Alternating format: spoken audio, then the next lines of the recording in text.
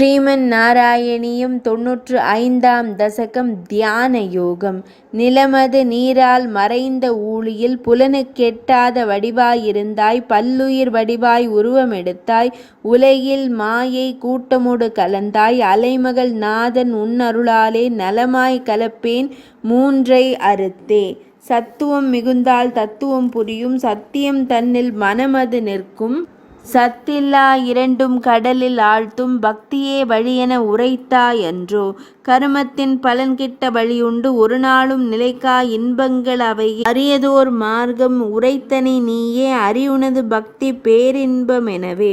அன்பினை உடையோன் பற்றினை அறுத்தோன், என்றும் மாறாத இன்பமே கொள்வான், உன் பக்தி உடையோன் நின்னையே காண்பான், பொன்னுலகமாயினும் அதனை விரும்பான், புலனின்பம் கொள்ளினும் பக்தியது கொண்டால் நலமடைவானே. அவைகளை வென்று நல்லதோர் விறகை தீ எரிப்பது போல வலம் புரியான் நீ வினையளிப்பாயே. உன் புகழ் கூறியே மெய்சிலிர்க்க வேண்டும், உன் நினைவாலே கண்ணீர் விட வேண்டும், மன தூய்மை தாரா ஞானமும் தவமும் உன் லீலை கேட்டு உருக உண்மையது ஒளிரும். அகத்தவம் தனை அறிய கமலாசனம் தனில் அமர்ந்து, வகையாக புருவத்தின் மத்தியிலே விழிகுணர்ந்து, வகுத்தோர் அவர் பகர்ந்தபடி மூச்சுதனை நிறுத்தி வைத்து, முகமதனை நோக்கி நிற்கும் இதயமதாம் தாமரை மேல் உகந்ததோர் அருக்கன் நிலவு மற்றும் தீ நடுவே அகமகிழ்ந்து முகில்வண்ணன் நின்னை நான் கண்டிடுவேன்.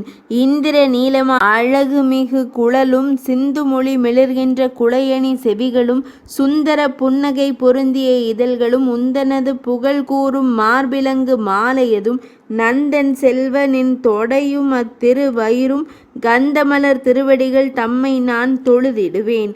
உந்தன் மீதில் மனதை நிறுத்தி, சுந்தர வதனம் தன்னில் ஒன்றி, அந்தமில் அறிவுணர்வானந்த வடிவம் எந்தை தந்தை சேவடி தொழுவேன்.